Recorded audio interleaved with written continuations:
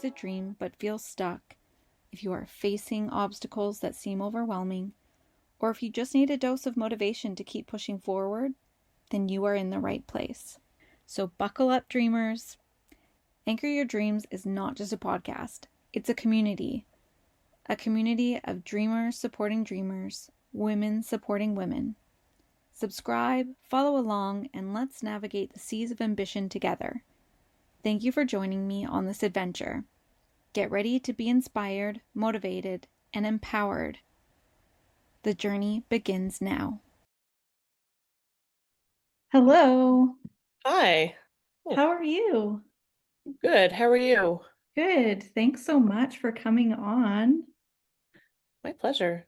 Okay, so let's just start with a little bit about you. If you want to share where you grew up, a little bit background of what makes you you. I grew up moving around a lot. So I was born in the United States to a military family, and my dad was assigned in different parts of the world as I was growing up. So I grew up in Texas, I grew up in Germany, and I grew up in Washington, D.C., in Australia, and then Texas again, because why not?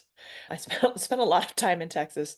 And then my dad got out of the military when I was about 13, and we ended up moving to New Hampshire for my last couple of years of high school.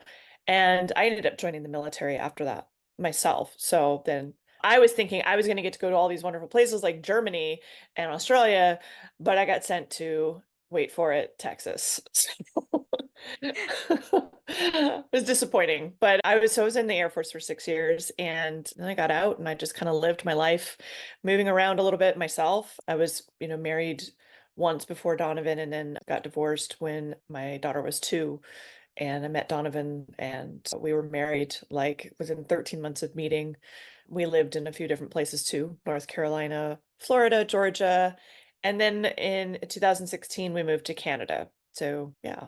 So that's kind of just the moving story, which is probably its own story. It is part of what shaped me because I grew up like just fascinated by people and seeing at a young age that, different people in different places had different experiences. They had different languages and different cultures, and I was just enthralled by that growing up. So, Oh, I'm sure that people who live many places, I find there's a story for each individual place that they've lived in. There mhm, really is, and it can be, yeah. I'm sure, a whole episode on its own.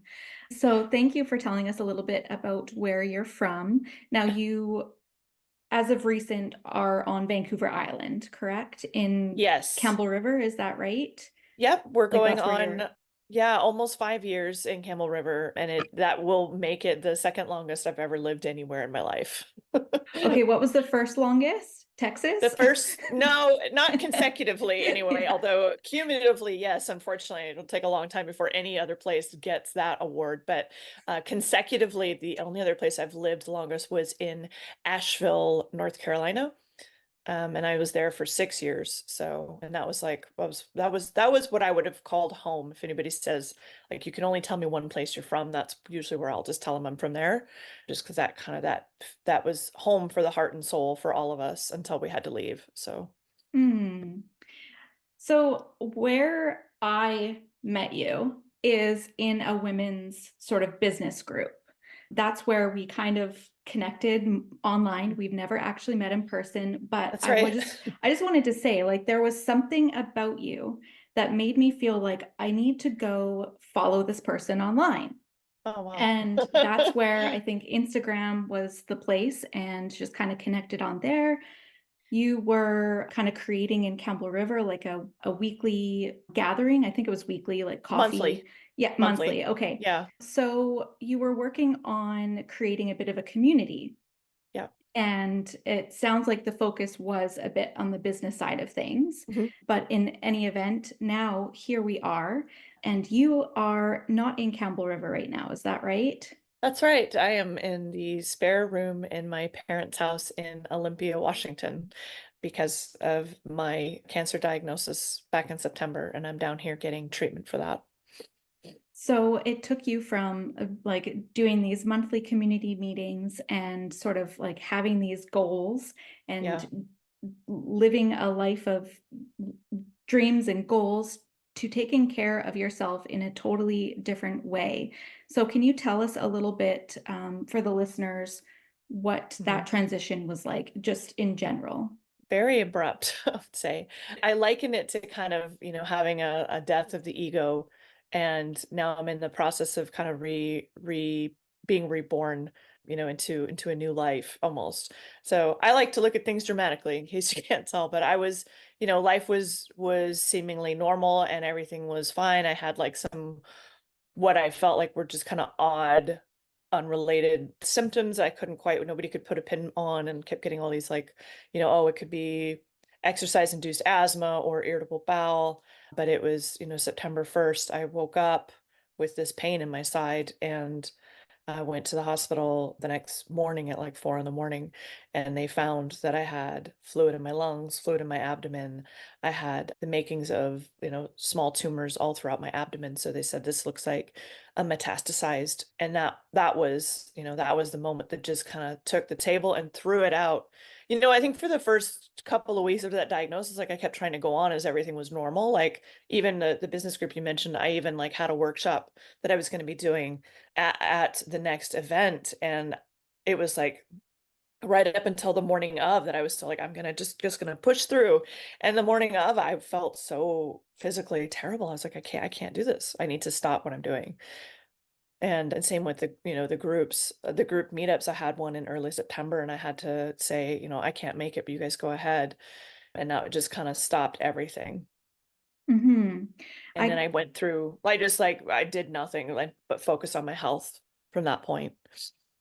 Yes, I mean in general terms, yeah, that sort of abrupt happening, trying, that's all we know how to do is the things that we Yeah. were already doing Right. until we're literally like in that, okay, something inside is saying I have to do something different than I have been.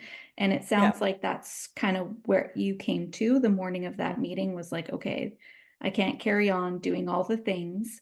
Yeah. Now, at what point were you sort of in that mode of like, okay, now I'm full of doctor's appointments, figuring out what the next step is for my health? As soon as I had that emergency room visit, that kicked off this flurry of doctor's appointments. I went to go see my doctor that following Tuesday because it was Labor Day weekend, and it was the same kind of thing of like, this looks like metastasized cancer. This is very serious. This is a life-limiting condition.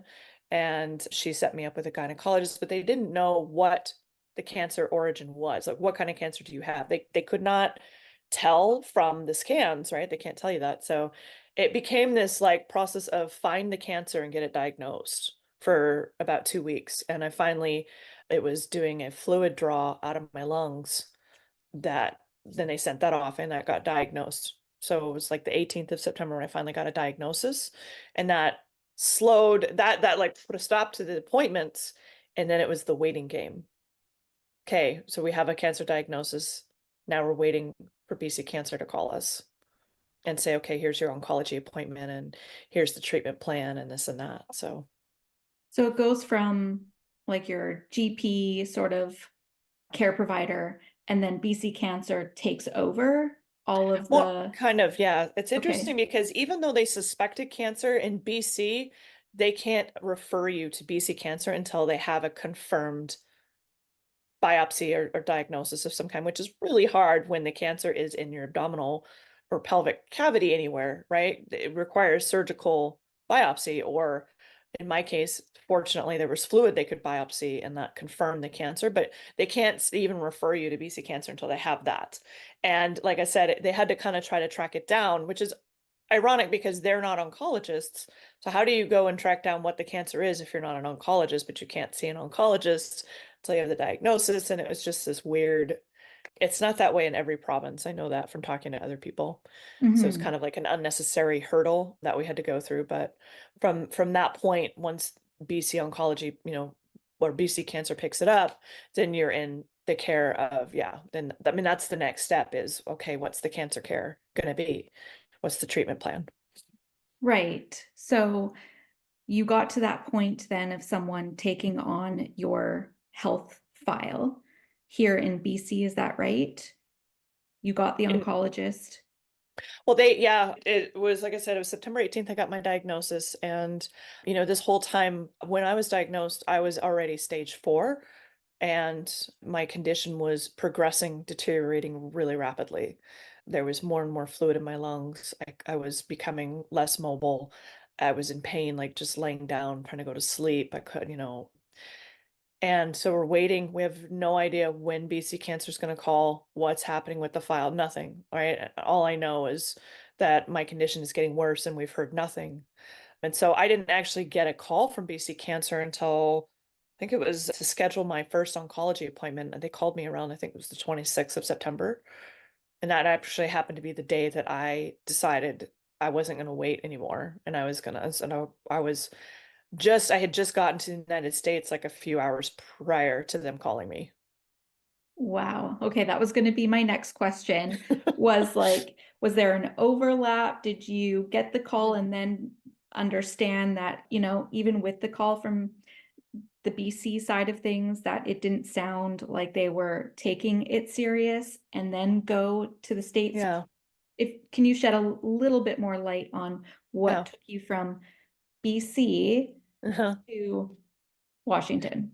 There was a couple of clues along the way. So when we were in the emergency room that first weekend where we got, kind of, "Hey, this looks like cancer," that ER doctor actually told us, 'cause my husband, he asks all the right questions, and he was like, what is this going to mean for us, like, in terms of how long is it going to take? And he said, honestly, if you have the means and ability to go to another country to get treatment, I would do so. So that was our first clue, like, all is not well here. Now, and I had been told by my doctor, my gynecologist, your priority because you're young, you're athletic, you're this, that, but the surgery wait times are 3 to 4 months. So that didn't sound good either. So, these indications were already like not so good. And I knew a couple other people that had cancer and had had some issues with getting timely treatment and care. So my trust honestly wasn't there to begin with. They certainly, you know, yeah, they didn't really do anything to change that opinion of. But so with all of that and with my deteriorating condition, our biggest concern with me coming down here to the States was how are we going to afford that? So it was when I talked to a girlfriend of mine who is also a US veteran, and she was like, "No, no, the VA will take care of you. Here's what you need to do." So I said, okay, well, I don't know if this is going to work, but I've got to take a chance because, like, I'm like, at this point, I know that I'm facing death basically. And I wasn't going to sit around and wait for someone else to save me. Right. So that's why I came to the States and, kind of I let BC Cancer do its thing. And I participated in that process with the hopes that I could go home because Lord knows I would have much rather done the treatment at home with my husband and my daughter nearby and in the comfort of my own home in my community. But yeah, it didn't work out that way. So you've been separated from your family since September, like just closer to the end, but still Yeah. since Yeah. September. Hmm. And how has that sort of played a role in your overall recovery and health, being separated from your Yeah. support system? Mentally, it's very difficult. Really difficult. The days there's a lot of days where it's just, we're facing two different realities right now. Like my husband and I in particular, he's up there, he's working his tail end off trying to keep things together. I'm not working. Our finances are in shambles. We're having to sell the house, and it's like all on his shoulders. So he's like constantly busy and doing that. And I'm over here, trying to deal with the repercussions of my health. And at the same time, we both have not had time to process a lot of this together, of like, I almost died and I've got this cancer that while, once I complete this treatment, like it has a high recurrence rate. It has, I have a 30 to 45% chance of living through the next 5 years. So there's a lot emotionally that, just comes with this type of cancer. And it's not, it's not easy for anybody, but I think being apart has just made it really, has added extra challenges to this that nobody needs. So it's been really hard. Mm-hmm. Yeah. Now, the pivotal moment for you has been being diagnosed with stage 4 ovarian cancer and coming close to dying. Like Mhm. that's Yeah. in short really where things were at for you, coming close to Yes. dying. Yes. I I don't want to tiptoe around that because I think it's really important for listeners to understand that we can really be living this life, this beautiful life where we're building community and we are doing all the things. We're into personal growth and business growth and all the things. Yeah. And literally, you know, in weeks can be put into this system, Yeah. which is Absolutely. supposed to help you, and in turn drops the ball. And so again, so you were in this place of coming very close to dying. So now you've had surgery, I have. and Mhm. although you're in recovery of that surgery, there's still so much on the line for you. Yes. So what I just wanted to sort of bring that to is, you know, some of the points and intentions of this conversation is talking about adversity and gift of opportunity. So how has that played out for you in recent weeks here? Yeah. So I think I'll just share. I've always been somebody that I've been a challenger, like my little Kristen, little Torva was, my parents would say, "Don't touch that stove, it's hot." And I would touch it because I just needed to feel and experience it myself. And I was always that way. And so, getting this diagnosis, coming down here, BC Cancer calls, I have my oncology appointment with them, and they say they're going to get me in right away. 5 weeks went by, and I finally called them and said, "What happened?" And found out that BC Cancer referral to the Campbell River Hospital for my chemotherapy never got made. And so I went public with that because I knew already that there were issues in the system. I did not know how bad they were, but I wanted people to know what my experience was. And, thus kicks off, I'm on the news talking about it. Health Minister Dix says something like, the system doesn't always get it right, but you can lodge a complaint. And that just set me off, not just for me, but for everybody else in the province that is going to have to deal with it. Like 1 in 2 people are going to get this diagnosis of a cancer diagnosis in their lifetime. So half the province is relying on this system, and their family members are relying on the system to take care of their loved ones with cancer. That was just so unacceptable to me. So I penned my frustration into an open letter, and then that got picked up. And all this time more people are coming forward with their stories, and I'm just, this purpose, this drive, this like need to push against what we've been told we need to just accept. I actually had somebody tell me very early on, "Oh, you just need to be patient with the cancer system." And I like, they didn't say that to my face. They said that through somebody else, which is good because I probably would have, really had some harsh words for that. But that's the mentality that I think we're all conditioned to have in Canada of like, you're lucky you have free healthcare. So you just sit there and you wait for your turn. That's not, to me, that's not acceptable. It's either universal or it's not. And if it's universal, that means everybody's getting taken care of. And that's unfortunately not what we're seeing. So just to kind of come back to your question about adversity, this for me was kind of like, okay, you've been doing some cool things. You're going to stop that. The moment I learned that I might have cancer, somewhere inside me said, there is a reason this is happening. There's a purpose in this. You're going to just keep taking one step after the next, and it will unfold. And there are these moments where I have like the drive to write that open letter. There's this kind of divine purpose in that I'm feeling it come through, like you need to sit down and write this letter, not with any other intent other than I'm being guided to do it. So that's kind of how this has changed my relationship with life, I guess. Yes. Well, it sounds like that. I mean, that gift. Oh, I'm going to get emotional. Yeah.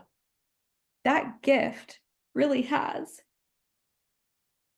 like, your voice in this has been a voice for a lot of people because I know as well from experience with family that has passed away from cancer, if you try to have a voice within the hospital system and within the healthcare system, if you try, you are basically told that you will get blacklisted in that care.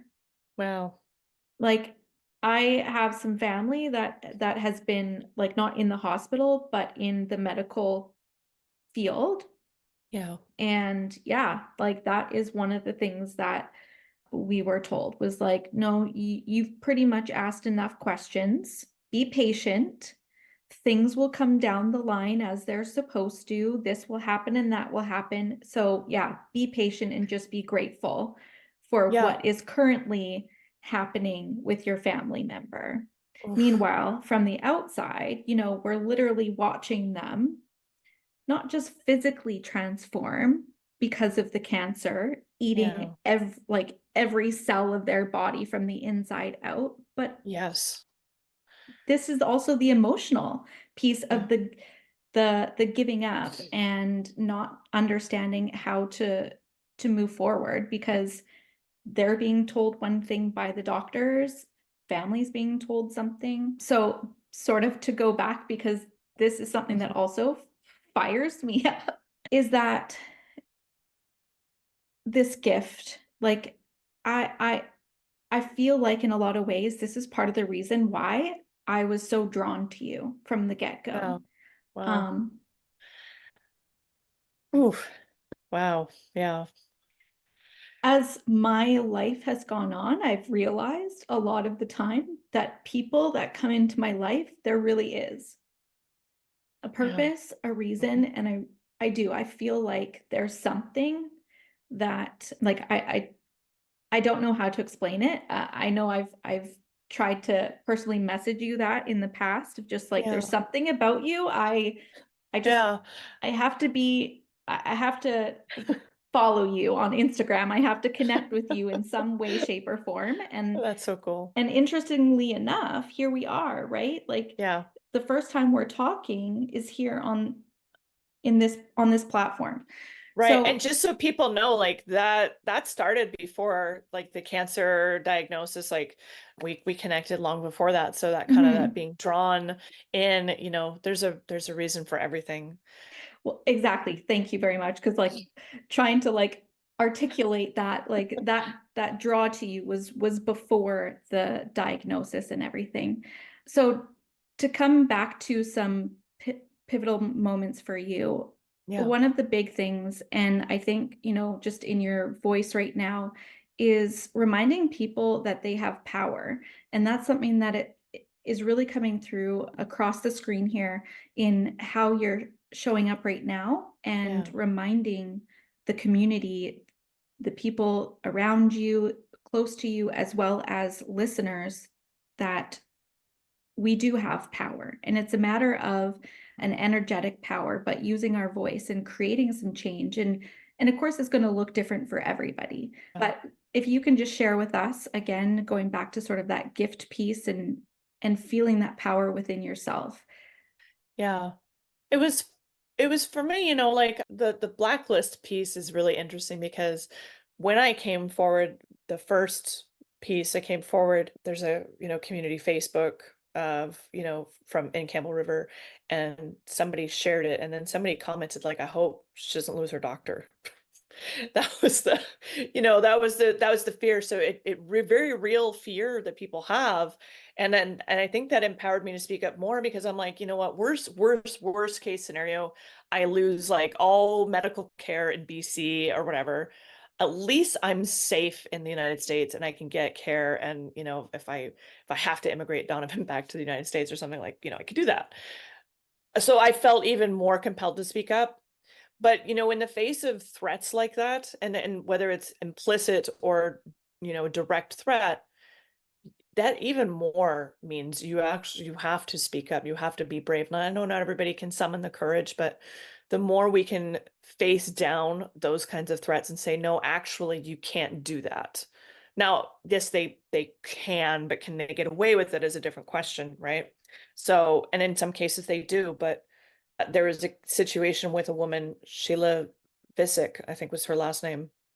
She came into the news shortly after I did because there was a series of stories that followed me. Some of them I had brought forward to the news, and some were brought forward by other people who I had brought forward. So it's kind of this chain of events. But she had started paying for her own treatment in the United States because she did not want to wait for BC cancer, and completely reasonable. You don't want to wait when you have a cancer diagnosis at all. And because she started doing that, her BC oncologist dropped her and said, "There's too many cooks in the kitchen. I don't want to, I can't take care of you." So she wanted to transfer her care back to BC, but she was kicked out of the BC cancer system, which means she has to start all over again, which is unconscionable. And, it was brought forth to BC Cancer. They kind of made a generic statement of like, we'll look into it. And, sometimes that can happen if the oncologist decides that there's no need for further treatment. But it was so clearly punitive, you know what I mean?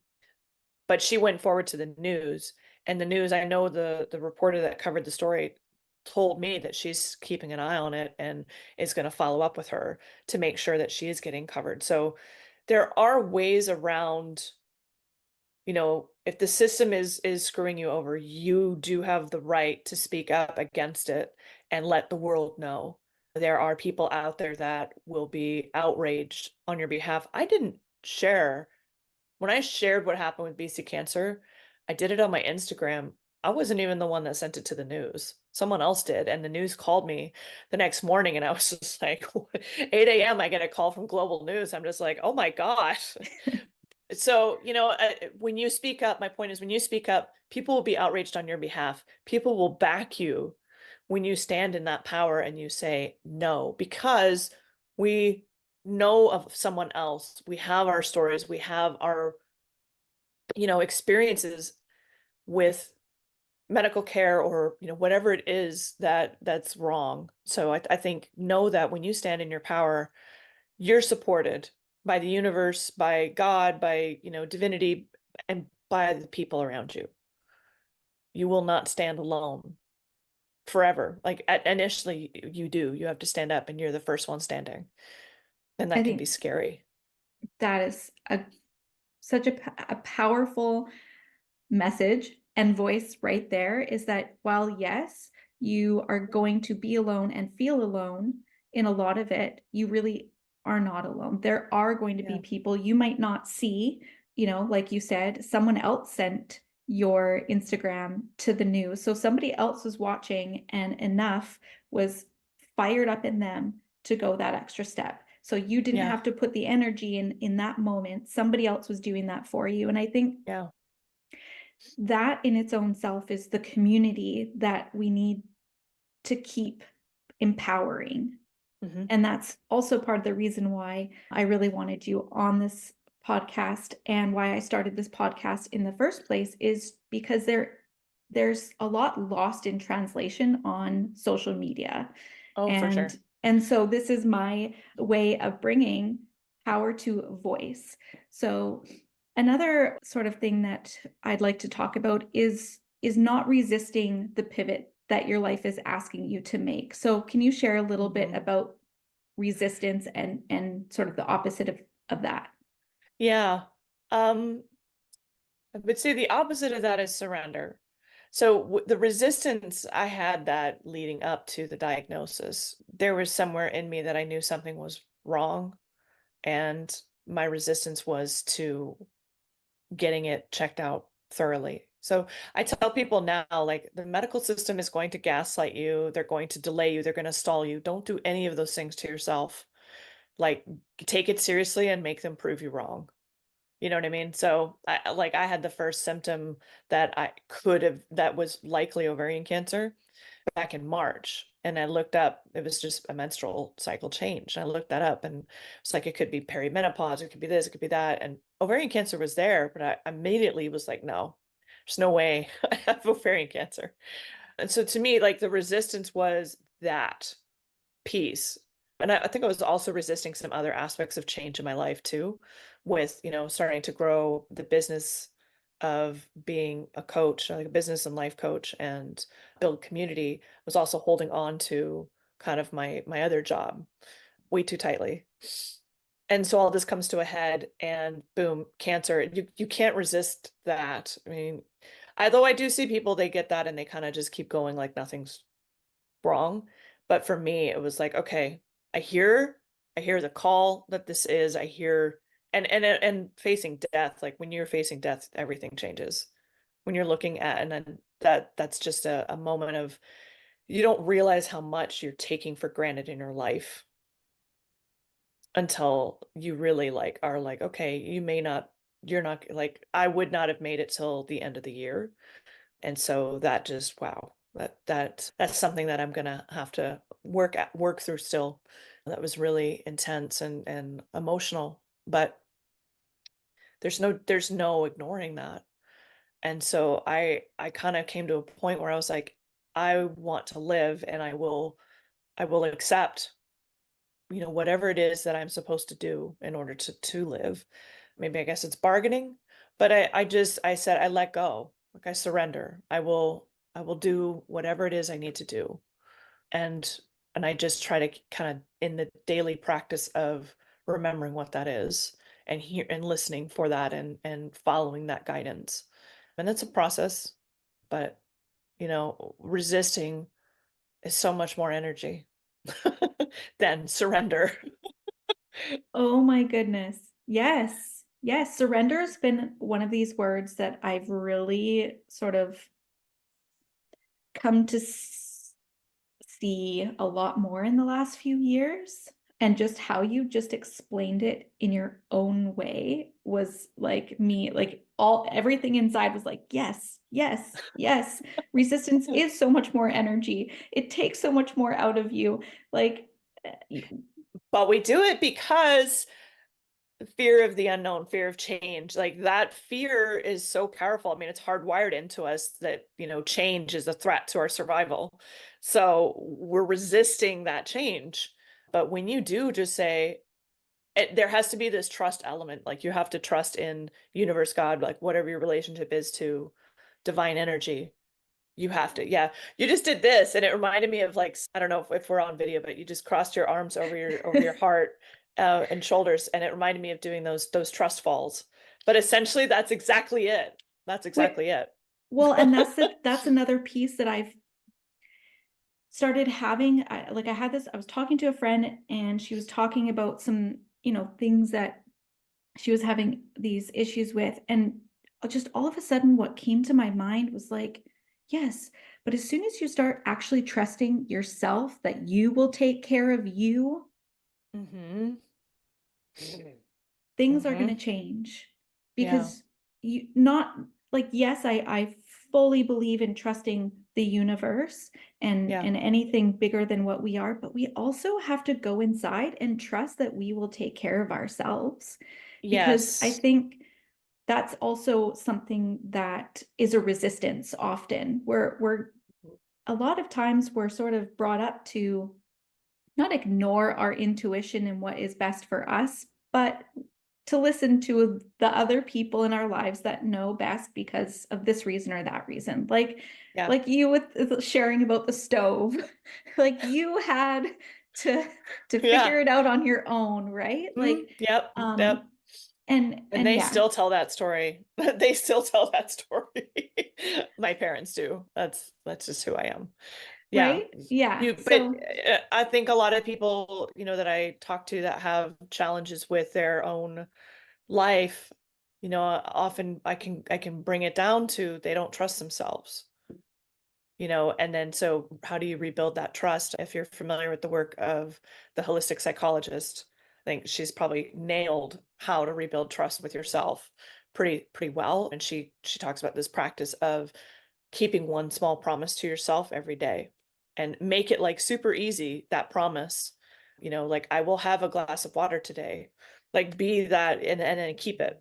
And what's interesting is, as I was working on my own self-trust years ago, I would find that whatever that promise was, it could be something that I was already doing every day. I would try to avoid doing it.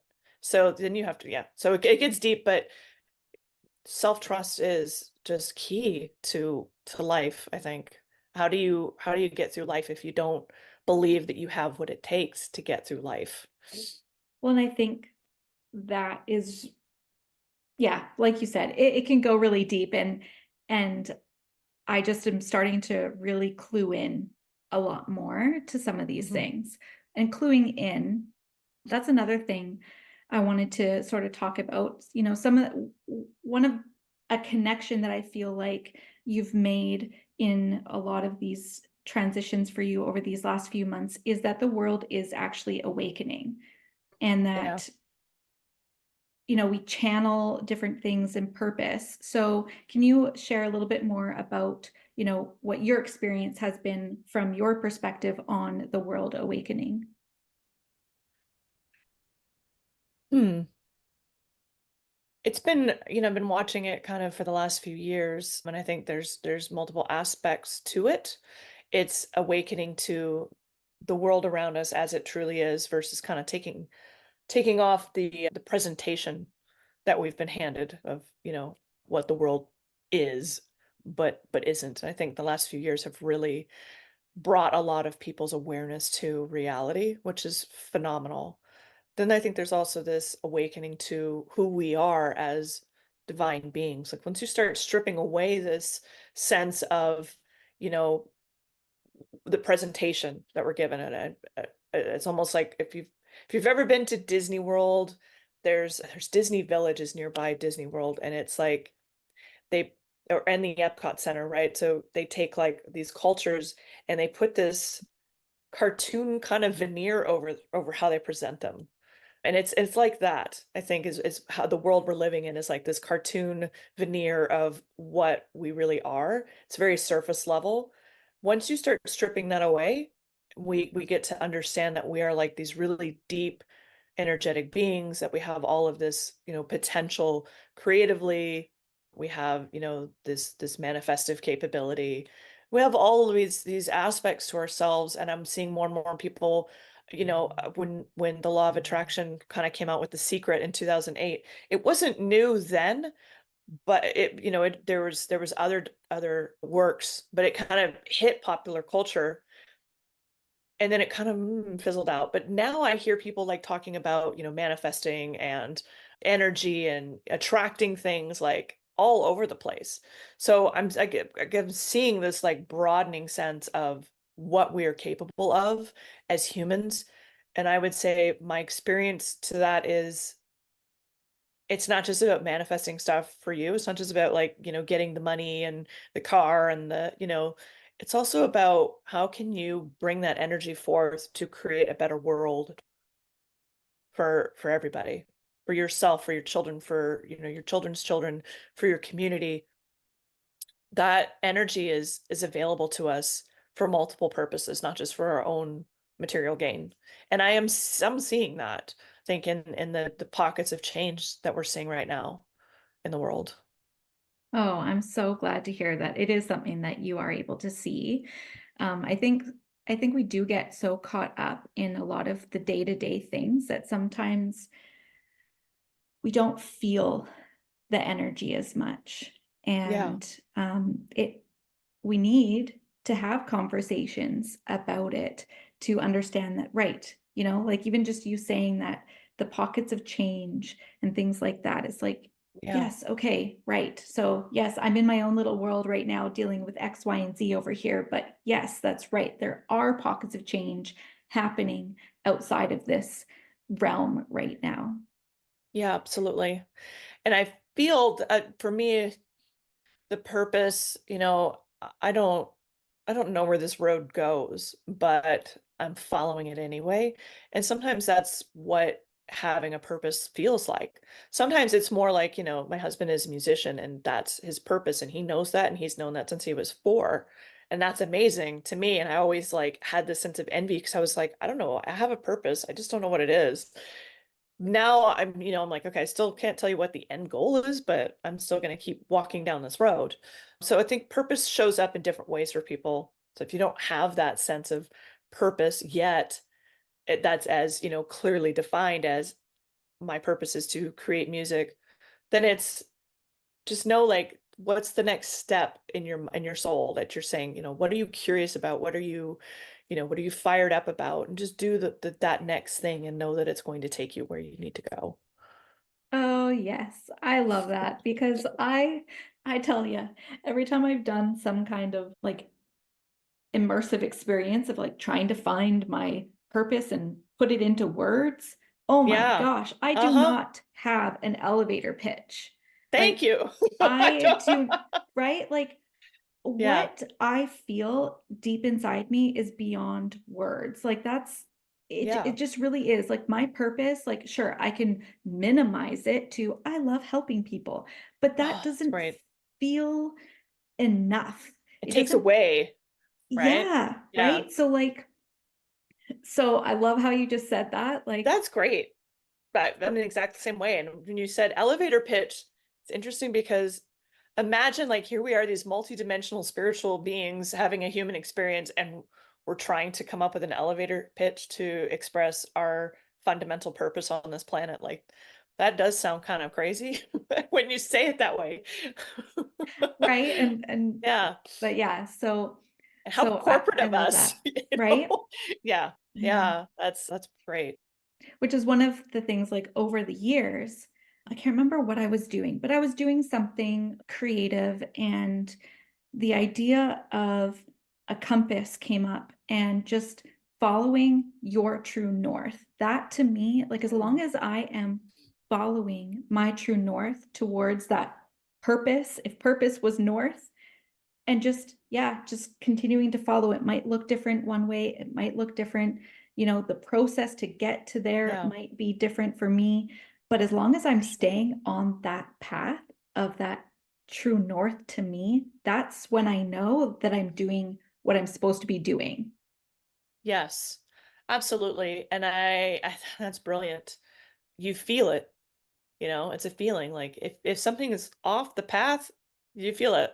One of my clients has, she's running a practice, dental practice, and she has her passion is for the dentistry, for the medicine, the dentistry, studying, becoming a better dentist. She sometimes gets caught up in the business stuff, and I'm like, that's not, and she doesn't like that. That's not her jam. And so it's like, okay, well, let's have someone else deal with that stuff and get you back over here because that's what you're here to do. And that's what I mean. Like you feel it when it's that feeling of like, I don't like what I'm doing, or this doesn't feel right. That's the wrong direction. That's not your true north. What is your true north and how can you get back on path? So, Yeah, exactly. And oftentimes it really does, it can come out of left field. Oh, this mhm. actually feels right. Okay, I'm writing this down. Like Yeah. when I decided to do this podcast, it was like this super intense feeling I had, and I was like, I've got to write all the notes.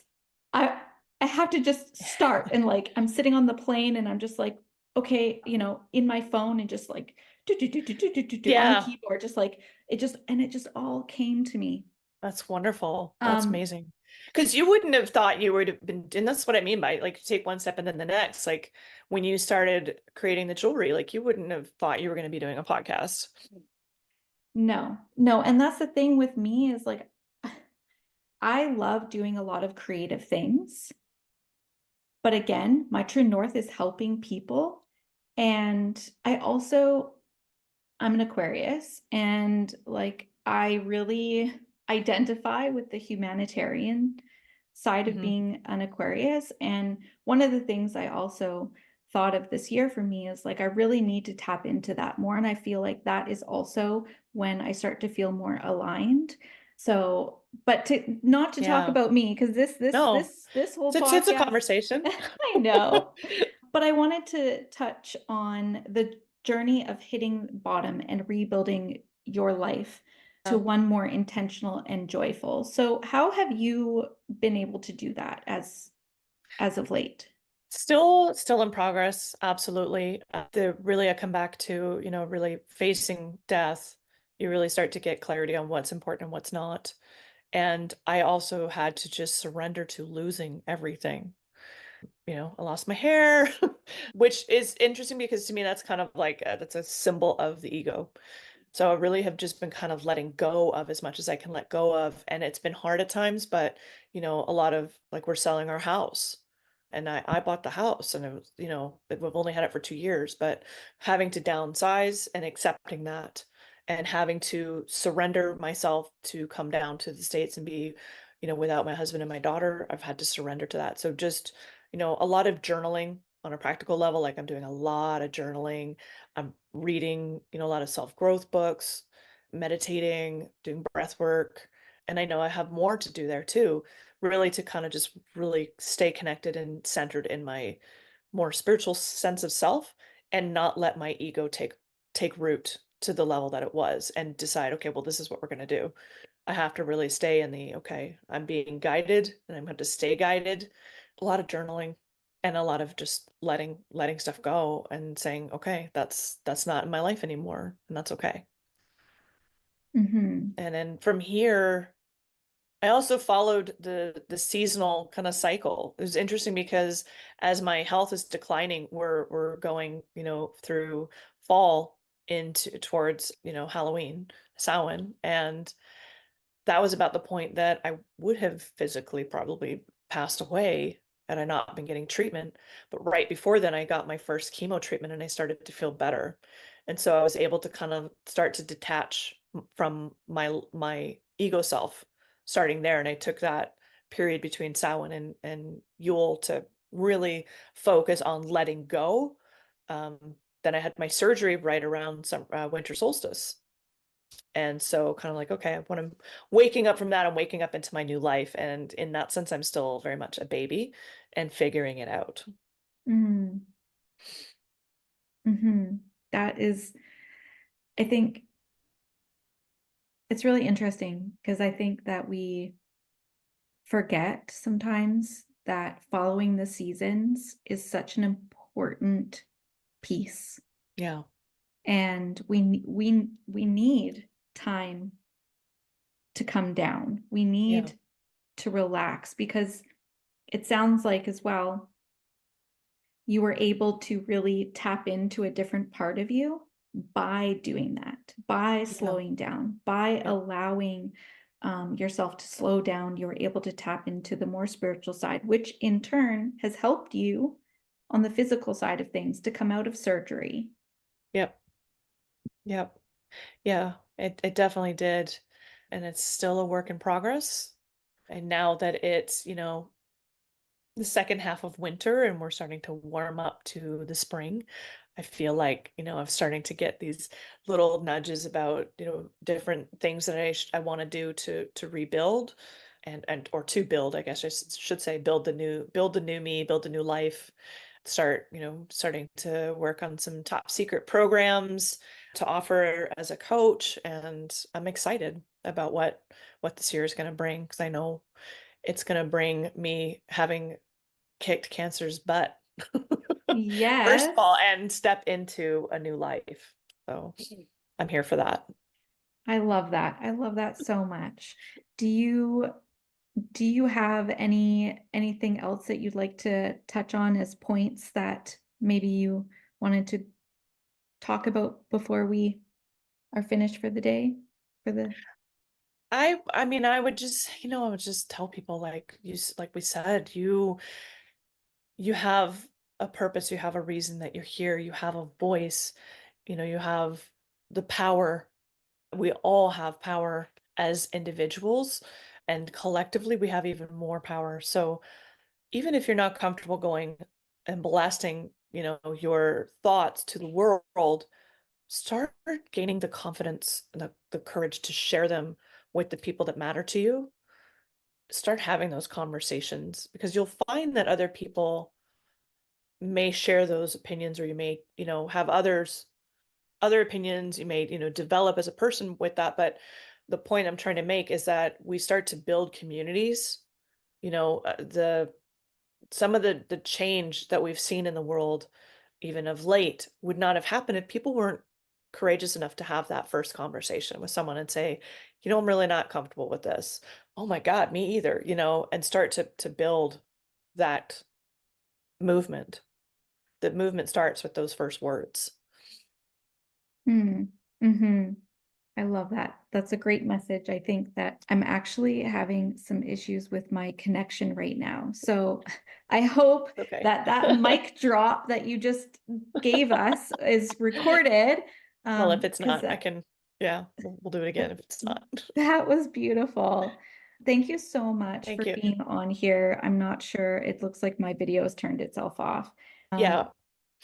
But Thank you for having me. It was a pleasure. And if anybody wants to connect with me, they can do so on Instagram. I'm at Torva Logan, TorvaLogan.